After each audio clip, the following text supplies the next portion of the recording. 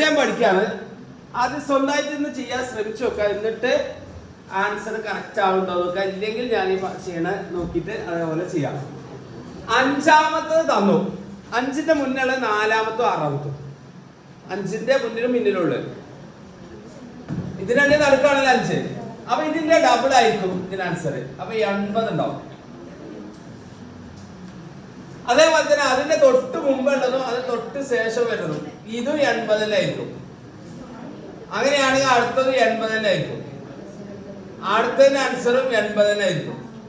അപ്പൊ നടുക്ക് വരുന്ന 5-മത്തെയും 4-മത്തെയും 6-മത്തെയും കൂടെ കൂട്ടിയാൽ 40, 40, 40. അതായത് 40, 80. 3 40 ഉണ്ടാവും. ആൻസർ വരിക 120 ആണ്. 3-മത്തത് മുതൽ 7-മത്തത് വരെ കൂട്ടുമ്പോ 3-മത്തത് മുതൽ 7-മത്തെ വരെ കൂട്ടുമ്പോ എത്ര 40 ഉണ്ടാവും?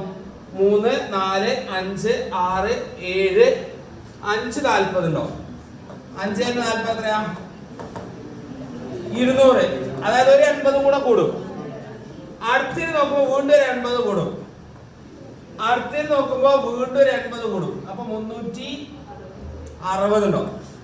അതായത് 1-മത്തത് മുതൽ 9-മത്തെ വരെ കൂട്ടുമ്പോ നടുക്ക് വരുന്ന ടേം എത്ര നോക്കാം. അതിനെ നമ്പർ ഓഫ് ടേംസ് കൊണ്ട് ഇത് ചെയ്യാം. നടുക്ക് വരുന്ന ടേം 40 ആണ് അല്ലെ? നടുക്കത്ത് 40 ആണ്. അതിന് നമ്പർ ഓഫ് ടേംസ് 9 ടേംസ് ഉണ്ട് ഇതില്. അപ്പൊ 9 കൊണ്ട് ഇൻറ്റു ചെയ്യാം. അപ്പൊ 360 കിട്ടും. ഇതാണ് ഇതിലെ ഒരു ഐഡിയ. ആദ്യം സ്വന്തമായിട്ട് ചെയ്യാം. ശരി ആയിട്ടുണ്ടെങ്കിൽ മാത്രം നോക്കിയിട്ട് ചെയ്യാം.